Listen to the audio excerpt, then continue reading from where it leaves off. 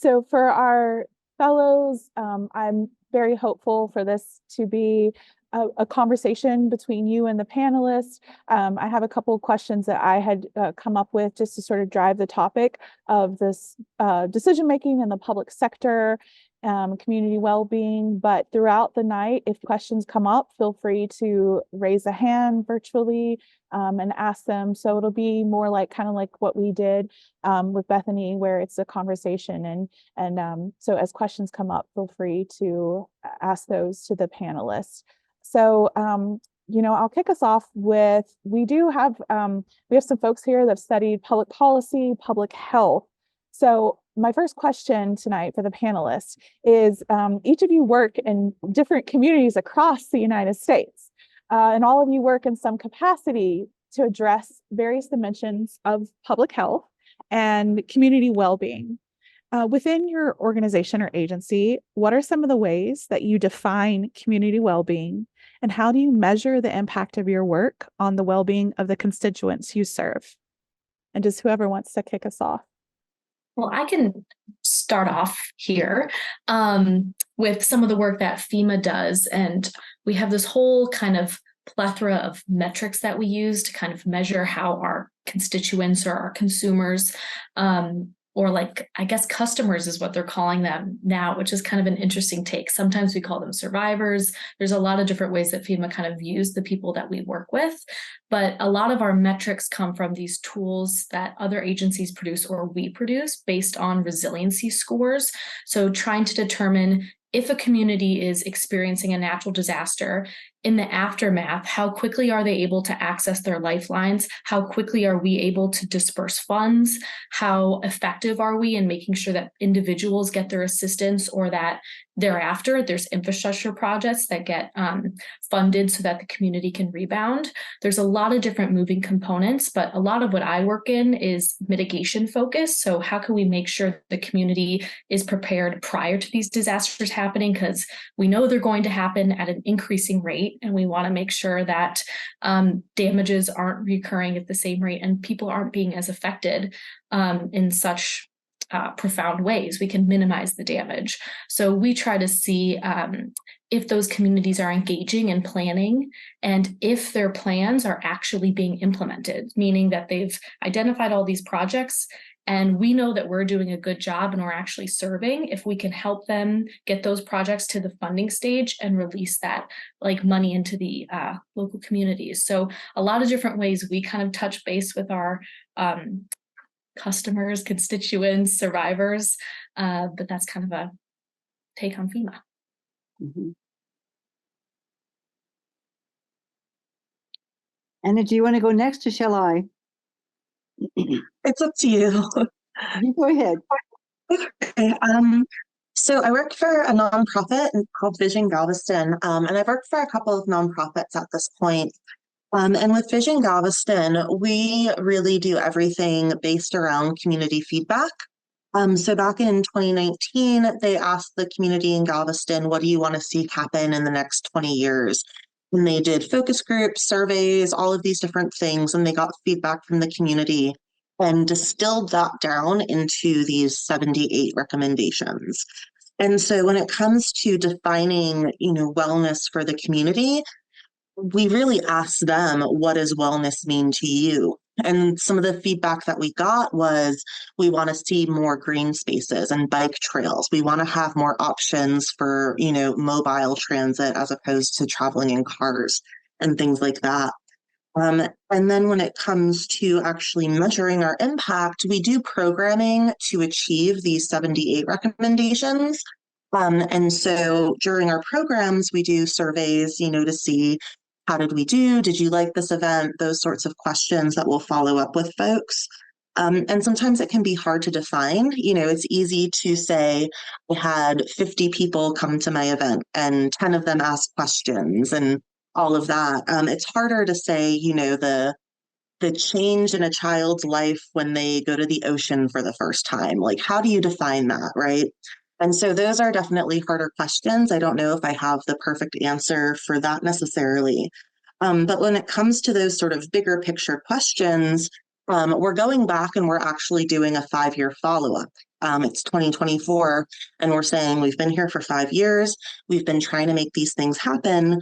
How are we doing? And so we're going to see what's changed in the last 5 years. What do people think we've been up to? How do they think we've been doing?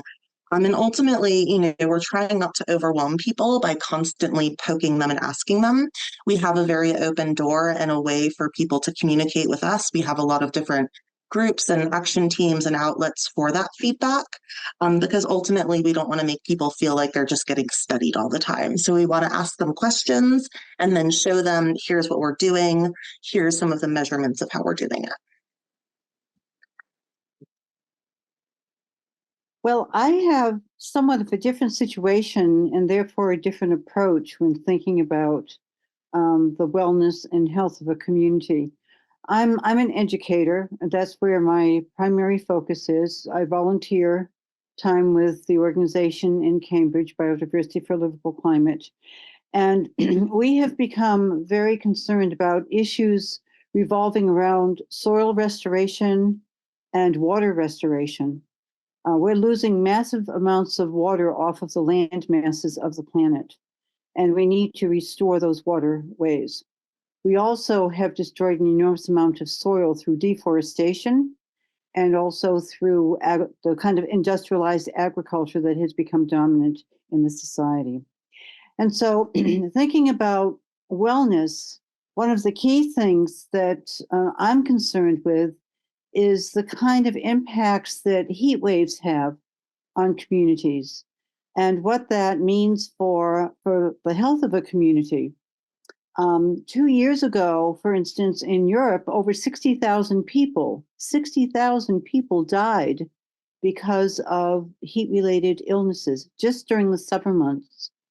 And we've seen, certainly here in the United States, an increase of deaths taking place above and beyond the normal rate that takes place during the summer. And it's been attributed to heat waves. So I'm very much concerned about the ecological restoration. And it's not that I've been doing research gathering information from people, but looking at the general climate change impacts that are taking place and understanding that we have to be doing something, we have to be proactive within a community to keep those kinds of numbers that we saw in Europe from taking place. So that's really my focus right now and the focus of the organizations that I volunteer time with. And Nancy, I'm so glad you brought up extreme heat, because on the natural disaster and FEMA side, it's something that has we've always been aware of, but it's really come to the forefront as data has been collected more and more. Mm-hmm. And I know when we held our Extreme Heat Summit, I always thought, our biggest disasters were, flooding or tornadoes or those types of things. And extreme heat kills more people every year than all of those disasters. And it's one of those ones that kind of sneaks in and is very pervasive, but we aren't prepared for. So I think when we measure wellness, whether it's in your environment or in your social neighborhoods or those types of things, are people prepared for this natural hazard that's happening every day? Not every day. Hopefully we aren't moving towards anything close to every day, but making sure people are prepared. What we've been doing through Biodiversity for Livable Climate is promoting in our area the establishment of a Miyawaki forest. I don't know if people are familiar with that or not. Is anyone here familiar with the Miyawaki forest? Please explain. Miyawaki is the name of a Japanese botanist. Unfortunately, he's no longer with us. He died about 2 years ago, Akira Miyawaki. But he established what he called a mini forest, whereby you'd have very, very rapid growth. A normal forest takes 100 to 200 years to grow, but a Miyawaki forest can grow within 30 years. And the idea is that you plant in a very, very tight, concentrated way. It doesn't have to be a very large space. It can be no more than about 1,600 feet, but you plant in a very tight way, and it forces the vegetation to move upward. And when that happens, you're getting deeper and deeper roots, which means you're getting more water retention and soil development because of those deep roots. So one of the things that we're very involved in now, and we've got about 12 projects going on here in the Boston area, establishing Milwaukee Forest in different communities so that it can be in the middle of a city. A city is ideal for this because, of course, with all of the heat retaining materials in a city, the metals, the concrete, et cetera, it gets so hot. In so many of these areas, you don't see a blade of grass growing anywhere. And so if you can find some part of a city that has some free land, it may be a blacked out area with trash in it and so forth, you can do some real serious planting there and get a forest growing. And in a relatively short time, you're getting all of the benefits from the cooling that's taking place because of the photosynthesis and water retention that's happening in the soil. And also attracting through the biotic pump the kind of moisture into that area that is obviously cooling. Water is the planet's cooling mechanism, of course. So, those are the kinds of things we need to be thinking about in terms of urban areas. And I'm particularly concerned about more and more of the populations living in urban areas. We're now at 8.1 billion people on the planet, and we have more people coming onto the planet by the mid-century, end of the century, and more people are going to be living in cities. And we have to figure out ways of making cities viable so that people can actually live, really live in those cities and have the benefits of some cooling. So that's just one of the ideas that we've been working on. I think if I could just jump in and add one more thing, if we're talking about heat, we're talking about, natural disasters or maybe not so natural disasters. It's worth thinking about the interactions between these events, but also thinking about the social aspects. So, for example, in Galveston, where I'm based, Hurricane Ike happened, I want to say it was 2009. It's a while ago.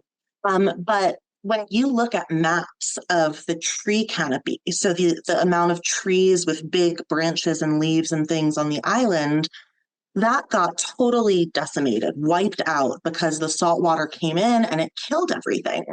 And as Nancy was explaining, those trees do a tremendous job of cooling down these neighborhoods, especially when they're so hot from being built up. And so you have this hurricane, it comes, it kills all the trees, but which neighborhoods do you think are the ones that were able to build the trees again? And again, when you look on a map, the neighborhoods with the most trees are the wealthiest ones. And the neighborhoods that have not yet recovered are the neighborhoods that have been disinvested in over the years. And so one thing that we're working on is replanting these trees and going into our parks and trying to replenish our urban canopy, because it's not just about heat, it's about who gets the hottest. And typically those are going to be folks that are in, neighborhoods, as I said, that are disinvested, folks that are marginalized. We're also working on housing programs. So thinking about refurbishment, because if your home doesn't have good insulation, it's going to cost more to keep your house cool in the summer. And if you live in Texas, that is so important. And so we work with people to upgrade the efficiency of their ACs. We work with them to work on the efficiency of their homes so that it doesn't cost them as much and they're able to have, it's not even a luxury of AC, it's the necessity of AC. And I will stop there. Thank you. It's great. I didn't plan this, but all of you have in a way touched on one of the cornerstone of our educational pieces. So Becca and Anika both, I know, have worked with learning labs, toolkits. So one of the things that we incorporate into all of our educational resources are looking at issues of sustainability through the three lenses, which is environment, sociocultural people, and also the economics of it, and the feasibility of paying for solutions, and also equitability with just what you were talking about, Anna, about who receives benefits. So, we can go on and on about where we see the inequalities, but I'm wondering for each of you, what are the ways in which your agency or your organization tries to address those three lenses? So the overlap of environmental responses, but also taking care of people equitably, and the economic feasibility of paying for these things. Well, I can speak to a program that we have here in Massachusetts, where the state has developed a program that has identified 20 cities as key cities for regreening. And there's sections of those cities for regreening. And those sections, as Anna was talking about, they're the poorest areas. They're the areas where you're not likely to find a lot of greenery in the first place. And the idea of offering trees, the trees are free. What happens is there's a forester who will come to your home and help you identify where in your yard you can have a tree or trees, what kind of tree would be viable. They bring the trees, they plant the trees, and then they visit the trees every so often to make sure that everything is happening with the trees that need to happen to keep them alive. And the idea is not only that you're getting greenery in your yard, but it's also a way of cooling down your house because you're getting the benefit of the greenery. So, that meets the issues of doing something good for the environment. It's also social cultural in terms of climate justice, because people who are in areas where there's very little greenery now are getting that greenery and getting the benefits from it. And economically, it begins to reduce the amount of air conditioning that has to be done during the summer, because you're getting the benefits of that greenery through trees and through all of the wonderful things that nature can offer in cooling. So those three things are really being met by the state of Massachusetts in terms of having this tree planting program. What I love about it is it's free. The funny thing of it is a lot of people think, free, what do you mean free? How much am I going to have to pay for this free tree?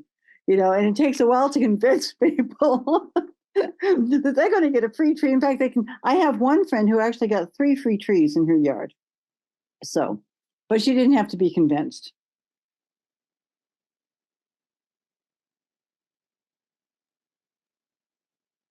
Well, on the theme of trees, we have at FEMA a tool called CEDARS that were just released, Community Disaster Resilient Zones.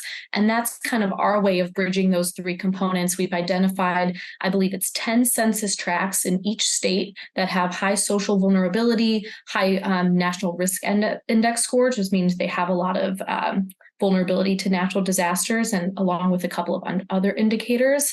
And there's specific technical resources, tools, and funding being allocated. It's just got launched this year, but being allocated to those zones. So basically, FEMA has said, we haven't done projects here. We know they're a place that need a lot of support and help. We want to dedicate the funds to there.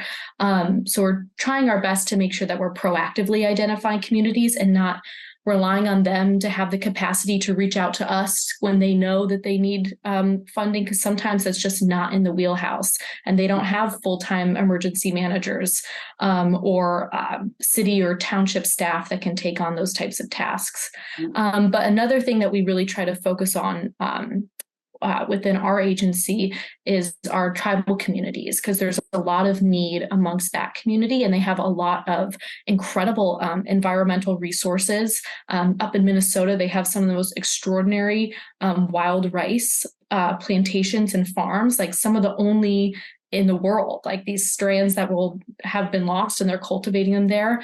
And it's our job to really help them protect all of those incredible resources. And they have amazing projects that work on their waterways and wetlands and things like that. And we want to make sure that just because these communities may not necessarily have the access to these large funding pools, that we can get them to be very competitive when they're applying for these larger grant programs. So in our region, places like Minnesota and Wisconsin, we try to build them up so that they can compete with amazing projects that are happening in California and over on the East Coast.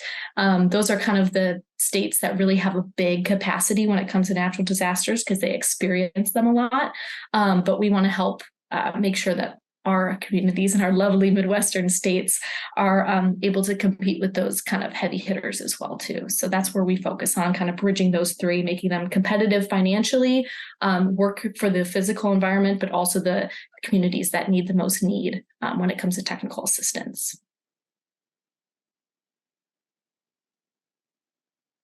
I can go. So this is such a big question, and I think there's a couple of points that I want to make on this. One of the things that I appreciate about Vision Galveston is we have a very clear vision for sort of what we're doing, where we're working. So we really only work in Galveston, on Galveston Island. Um, and we're working on these specific initiatives. And again, these were things that were brought to us and identified by the community specifically. And so when it comes time to do projects, it's a little bit haphazard depending on sort of which branch of Vision is doing this. But for me, I'm really looking for what is going to give us the most bang for our buck as far as getting these initiatives done or these different recommendations done, but also like what does the community really want to see? And so when I started, I have a group that's called my Green Galveston Action Team. They're kind of my advisory. Anybody can join. Everyone is welcome. We meet once a month. And I said, what do you guys think is the most important thing? And they unanimously said, we want to see Jones Park finished, which is one of our parks, because they wanted to see really, this park is a nuisance. It constantly floods. It's been disinvested over the years, and it's not very nice at all.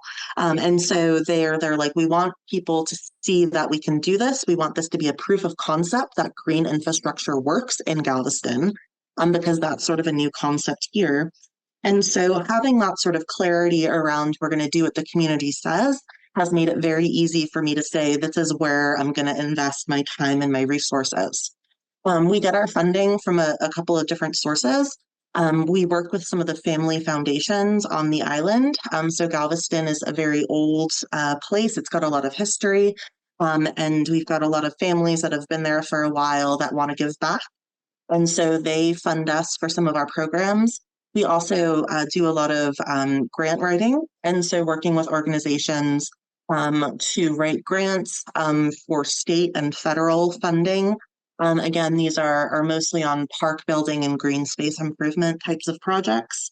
But I think also thinking about sort of the bigger picture, one of the things that I really love about where I work is that I focus on the environmental stuff. But we're a bigger organization. Well, we're a small organization, but we do more than just environment. So we've got Build Galveston, and they're working on workforce housing because the people that work on the island can't afford to live there. And so we're making sure that we're building housing that a lot of people can live in. We're working on entrepreneurship and incubation. And so the organization is running this program called Mortar, which provides support to minority and women business owners and entrepreneurs and giving them support in making their side business sort of their main gig. And so I see that my organization is really connecting these dots in a lot of different places and showing the community that it's not just about doing, planting trees and making, that makes everything look better. But as everyone, as Nancy and as Megan have spoken about, it's improving people's lives, and we can improve people's lives materially as well. Mm-hmm. Cool. And I want to open it up to questions from the fellows. I hope Esperanza is okay with me asking this question because I don't know if you noticed in the chat. So Esperanza is on our social media comms side. And Esperanza mentioned that this summer, TCI is partnering with the Red Cross to raise awareness about extreme heat and public health resources available to local communities nationwide. So if you all have experience with mass comm, public communications, do you have any advice for us launching this campaign? And I think Esperanza might be working on that some now with Lewis, our in our comms department. So if you have any advice on ways to launch this campaign or best practices for reaching people and getting people to use your resources. I applaud you for being so good at comms. That is not in my wheelhouse, but what I can say is that all this work that you're doing on extreme heat and the public health intersection is fantastic and so, so, so needed. I will plug a tool that FEMA uses, and I'm not, maybe you've come across it or not, but in the same way that we kind of look at our weather app every day and it gives us notifications, it's an extreme heat app that just kind of like lives on your phone and lets you know when the heat index is high. So you're not just looking at what the temperature is, but based on your location within your zip code or wherever your phone is pinned, it gives you an awareness of, it feels like this is the temperature, but it feels like this. Here are the vulnerable spots. And even in just the city of Chicago, you'll see like the fluctuation based on the heat island effect or like the tower effect and those types of things. So I can plug that tool, because if you're already talking to folks about it, we'd love for folks to use it, because I use it when I'm every day just to make sure everything's good. So love that you're working on that. Can't say I have any help for like the launching of a campaign, but love that you're doing that. Yeah. Well, I would think that in launching a campaign, it would be good to learn more about something like the Miyawaki Forest and how that can be implemented in urban areas, because we're finding that people really resonate well with it. So many people want to do something, but they have no idea what to do. They feel at a loss. And this is something that people can do. And, with all of our Miyawaki forests that we've put up, it's been a community effort. It hasn't been us going in and doing the work. It's been a community effort. And so the community owns it and they take care of it. They make sure that there's no invasive species growing. They make sure that it has plenty of water. You have to nurture the Miyawaki forest for 2 or 3 years, but then once it really has taken root, it takes off. But this is a wonderful way to go into a community and help people do something. Know that there is something they can be doing within their community. Help them get organized to do that something, and then to benefit from it, to watch it grow and to benefit from it. That, and certainly I think doing agriculture, urban agriculture, this is a really important thing that we need to be thinking about. How to do urban agriculture and to encourage people to do urban agriculture in as many places as they possibly can. So these are things that can really help regreen an area, and in the process of regreening, be cooling down the area. And then if I could add on to that, I definitely agree with, giving people a call to action. I think that's a pretty standard best practice for these types of communications, is giving them a call to action, giving them something to be hopeful about. I think so often in these climate spaces, it is very doom and gloom and it gets rough. And if you want people to listen and to reach people, I think it's important to kind of be positive as much as you can. It's hard, but you got to give people that hope. I think knowing your audience and having, a definition of who you're trying to meet. So for example, when I'm working on this one sort of educational tool to teach people in Galveston about green infrastructure, I'm looking at surveys that were actually done in Galveston on people's attitudes to green infrastructure, because people in Galveston are going to have different attitudes, politics, beliefs, experiences than people in Minnesota, than people in California, than people in New York. And so it's not just about, kind of knowing your audience as far as the generations go. Like I've seen a lot of really cool SciComm for younger folks that's like very meme based, that I think is always really fun. But that's not always going to go over with your grandparents, right? So thinking about the locations and the experiences of the folks you're trying to talk to. And then if I could share a lesson that I learned actually very recently that I'd love to pass on while I've got the soapbox, thinking about knowing your audience. We were planning an event where we're trying to talk to seniors specifically about preparation for hurricanes and heat, which are two things that people down in Galveston have to deal with. And there was a group of us, there were probably 5 or 6 of us sitting around a Zoom call brainstorming, who are our speakers, who are our panelists, who should our tables and booths be. And somebody asked a very good question, which was, well, what do the seniors want to know? And we were all there, ready to be like, well, they need to know this, they need to know this, and we need to have this person come in.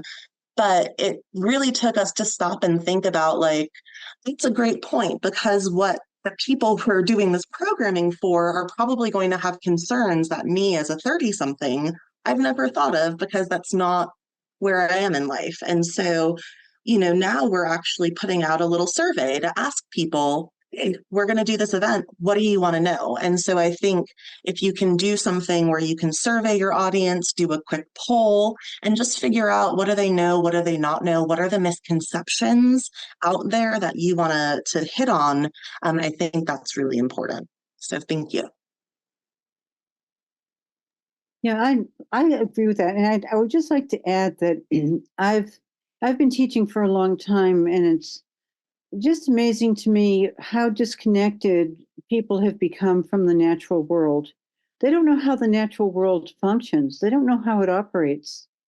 And I think that that's one of the most critical things that we can be doing with whatever projects we're putting into place, is helping people to understand how the natural world operates, and the kinds of things that we have done that have disrupted the natural world and now is causing a lot of crisis for us as a species.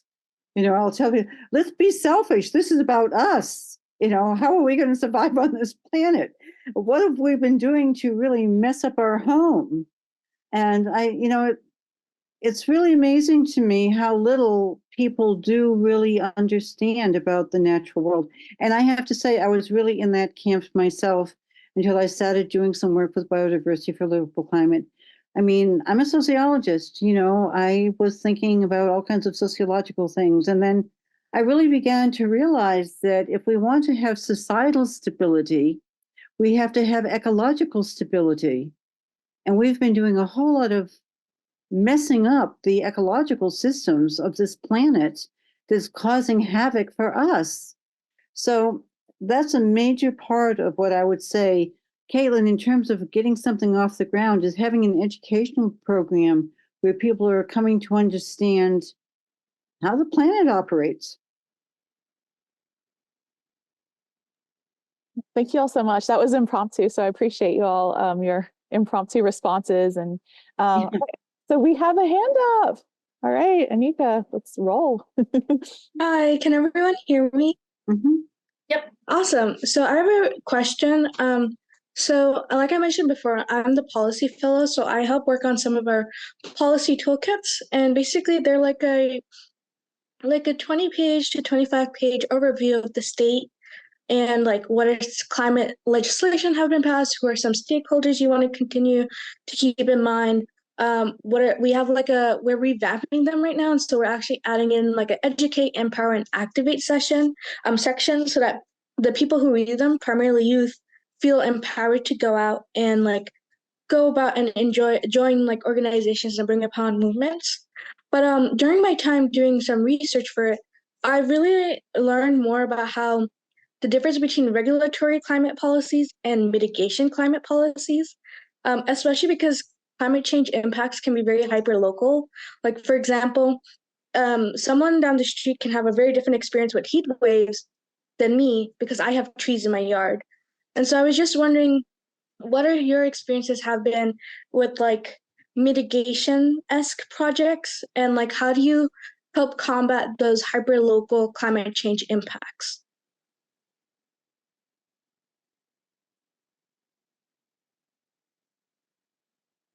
That is a great ask and a fascinating question, because it is just as complicated to me as I'm sure it is for Nancy and Anna too, in the work that we do.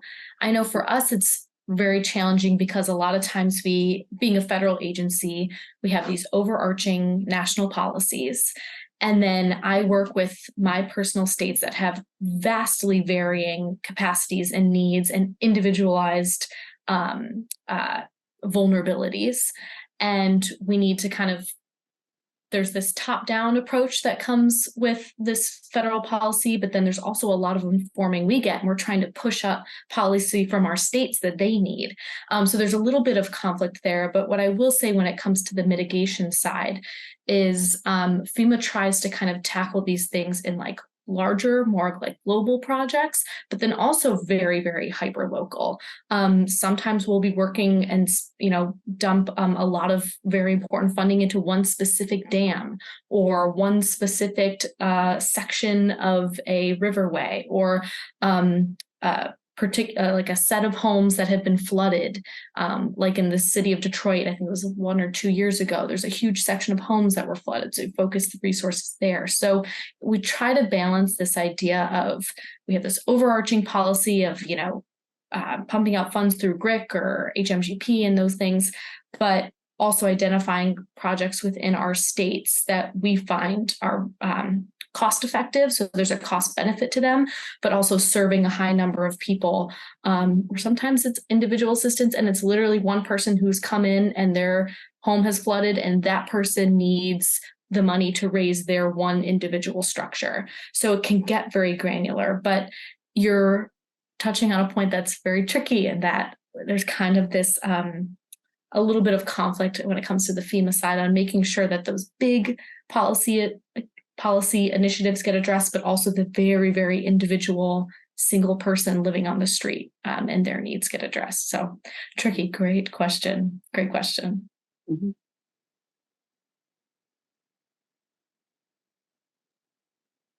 I can jump in. I agree that is a great question and really important to think about because you definitely want to be thinking ahead.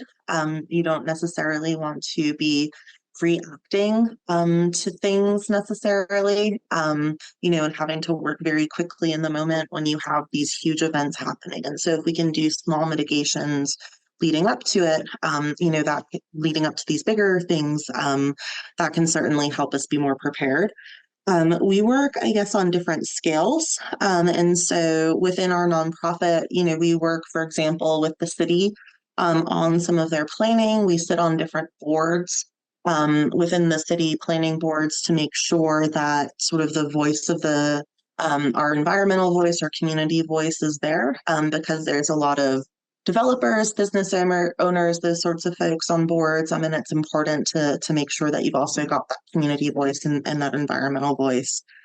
So we do work sometimes on the scale of planning and occasionally with policy, working with our city council folks. Or sometimes at a larger scale, for example, we're working on creating the Lone Star Coastal National Recreation Area down here in Texas. And that is working across counties where we're advocating not just locally to our city council folks, but we're going up to our senators, for example. So there's those skills. We also work on the neighborhood scale. So for example, our parks projects are benefiting the neighborhood. If this park is there and it's green and your kids can go play, that's great for you. If it's preventing flooding and in the street and taking that the stress off the sewer system, for example, that's good for everybody. But then there's also individual actions, and we want to empower folks as individuals to be able to do things where they can. And so, as I said, we have these refurbishment programs, or we help people in their homes, especially the folks that maybe don't have the resources to do it on their own. We want to make sure that this is, we're working in an equitable way and that everyone is kind of having access to the same things. So those are some of the things and some of the ways that we work to make sure that we're mitigating.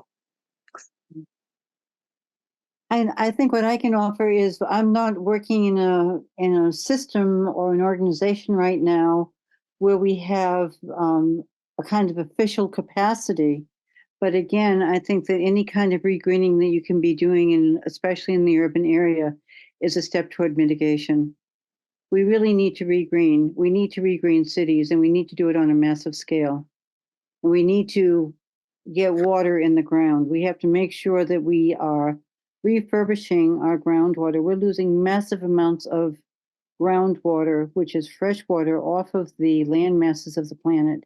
And that's why we see more and more aridification taking place, especially when you're looking at the West. The aridification is just growing more and more and more. And even to the point where we feel aridification at periods of time up here in the Northeast, which is a really wet part of the country. But anything that we can do, any way that we can possibly be doing any kind of regreening is a mitigation step that has to be taken. And we really have to encourage city councils and so forth to be working on that. You know, let me just give you an example of a moment of madness. There's somebody in the western part of the state who owns a great big piece of land that's all forested. And what she would like to do is to cut down all of the forest and put up solar panels. Well, this is madness. The forests are doing far more work than those solar panels can be doing. The forest really needs to be protected and maintained. If we're going to be putting up solar panels, let's put them over land that already has been disturbed, like parking lots. You know, that's where solar panels should be going. You know, so we're so out of kilter in the way we think about land use, and any way that we can be getting people on board with protecting greenery, whether it's trees in a park or trees in a yard or a Miyawaki forest, growing, gardens in areas, in the urban areas, whatever we can do to get more and more greenery, we absolutely have to do. And those are the mitigation strategies that we work towards. If I could just plug for civic engagement as well, I think that when, there's a question about the best way to regreen areas that are taken over by concrete and gray infrastructure, a lot of times, you're talking about bigger picture things that need to change with, say, zoning, right? And so you kind of have to work within your local governments. Right. And so having people that are, working, that are politically active, I think it's kind of cliche at this point. We all know that we have to vote in, the presidential elections and these big elections, but, your county judge, the people that are running your local small governments are the ones that are going to have the most outside impacts on your day-to-day life in some ways.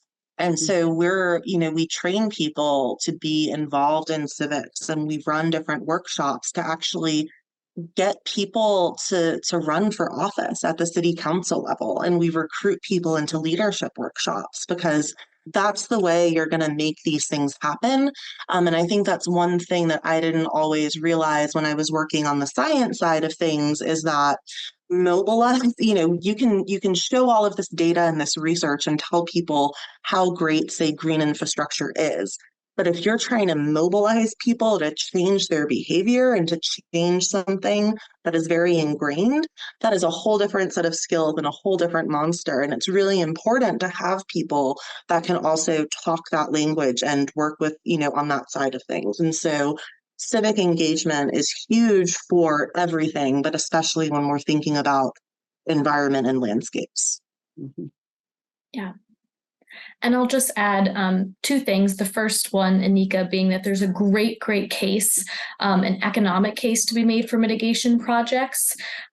We found that for every $1 spent on a mitigation project, the community ends up saving $6 in the future for future occurrences or for the, whether it be for your infrastructure rebuilding costs or individual homeowners, those types of things. So there's a really great case to be made that communities should be investing those dollars in mitigation projects if they want to be better off in the future. And to Anna's point about civic engagement, I hope I'm calling it the right organization, but there's a great organization called Elect Her that has some interesting data.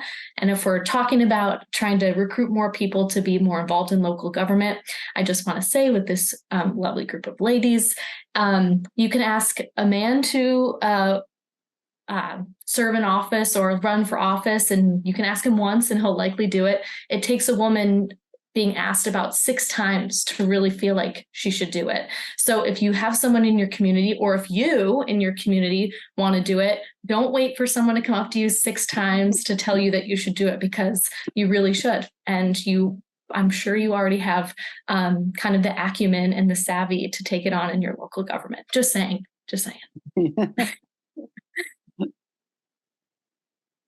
I'm interested in hearing what the fellows are thinking about, what you're all concerned about right now. We've heard from Annika, but what about the rest of you? Any thoughts or any questions or any observations?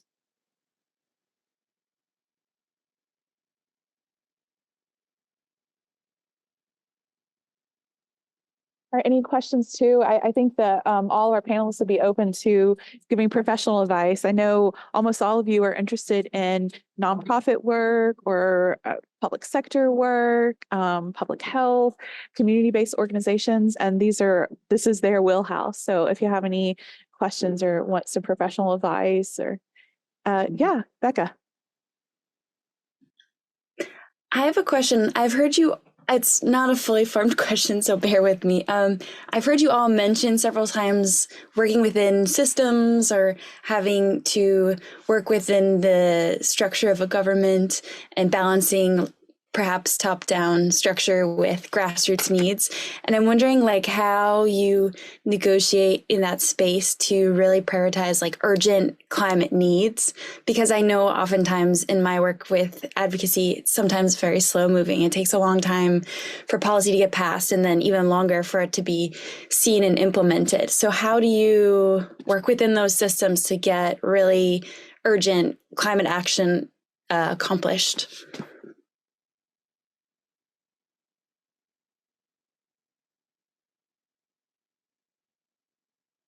I'm not in that space. So I'm not working with FEMA and I'm not in Galveston. So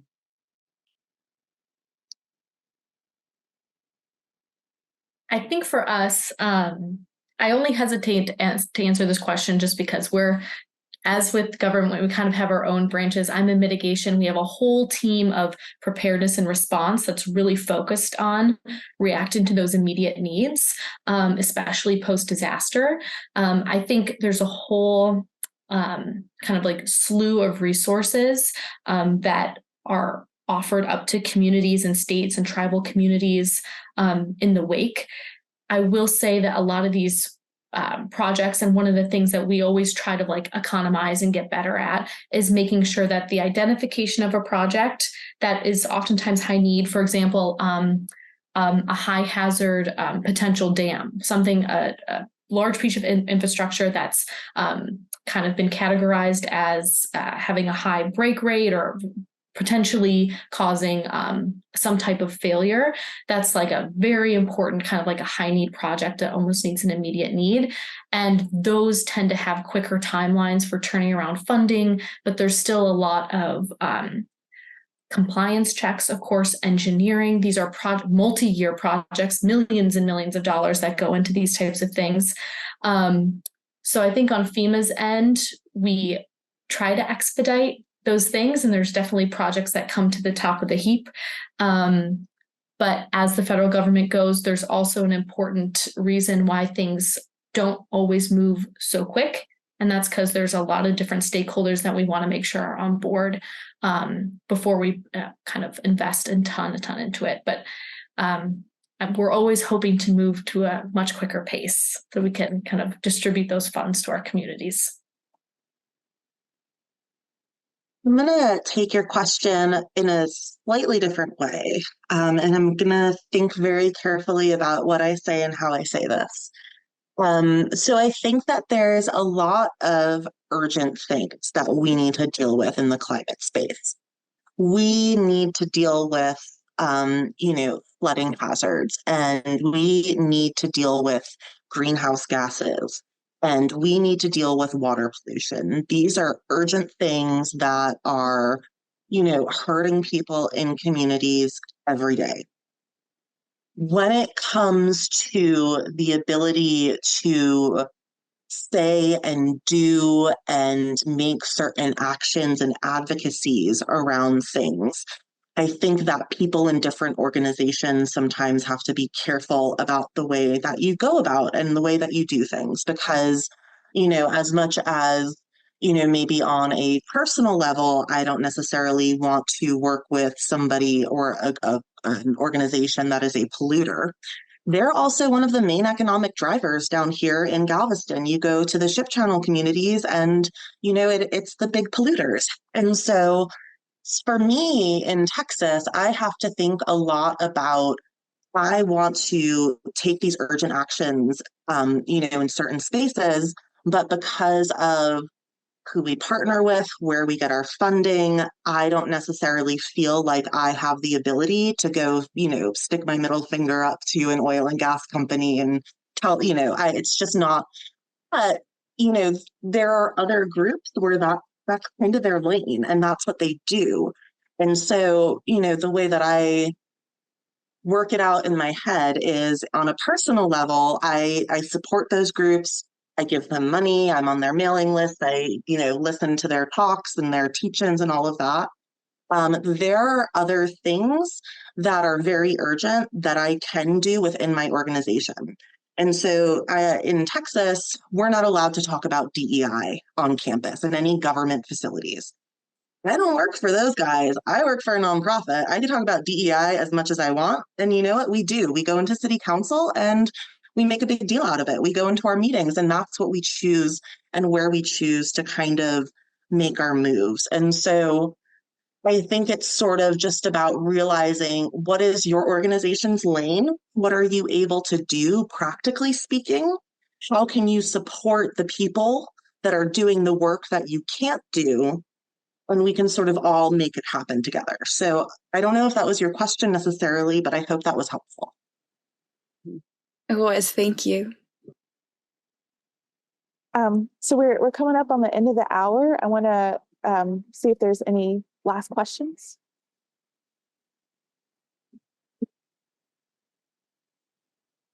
Last call. Yeah. Oh, I have a really quick question. It's just a recent thought that came to mind. So in Florida, rising sea levels is like actually one of the biggest impacts of climate change.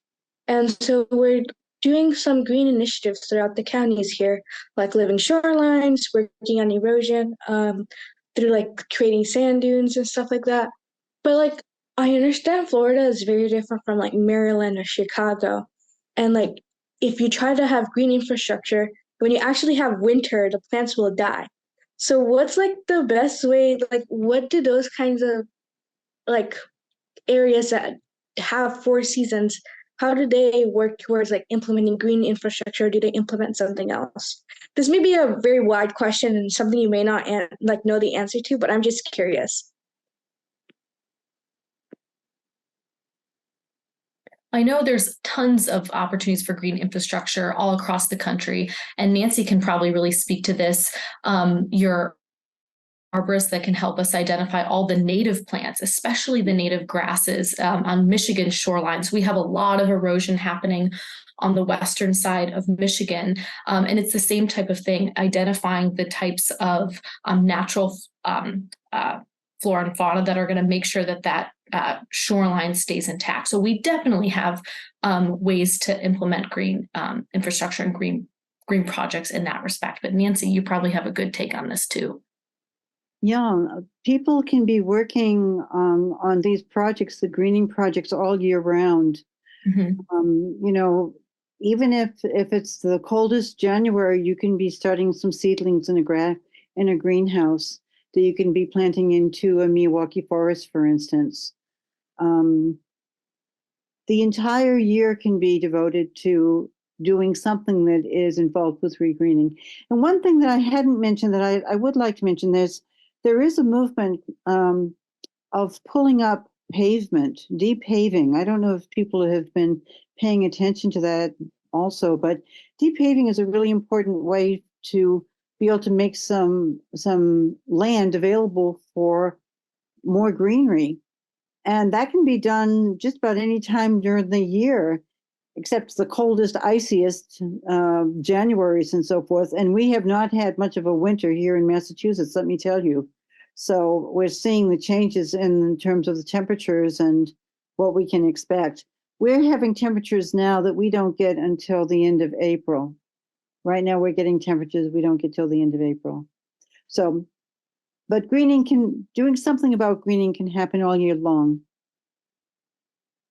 we are right under the wire, but I did want to wrap up with a question we love to ask all of our guest speakers at TCI. Is the final question.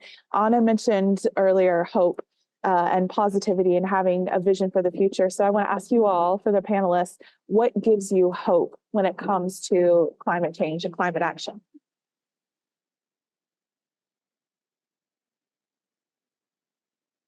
I'll go first. What really gives me hope is young people, because I think young people are so much more understanding what's going on and so much more concerned. I'm in my late 70s right now, and I am just astounded at how many people in my age category do not think about these issues and do not do anything, especially people who are retired, who could be doing something. You know, they have the time. So young people and their interests, their courage, their stamina, their curiosity, that's what really gives me hope. And I have to say, when I'm in my classrooms talking with students, I say, everything that needs to be done is doable. There's nothing that needs to be done that is not doable. It's all doable, but we have to develop a consciousness to do it. Love that. For me, I'd say I find most hope in the small towns and the rural towns who are really taking on big projects and big initiatives. For some reason, I've lived with this misconception that like, oh, all the good work, all the big work happens in the big cities, you know, Chicago girl. And every time I go to these places and it's this small town with this advocacy focused, incredibly progressive understanding of their community, who's really kind of like grabbing on to these great initiatives. And I'm just so impressed. And there's people everywhere, all across this country, no matter where you are, that are really taking this mission to heart. And that's really uplifting for me to see. That's great.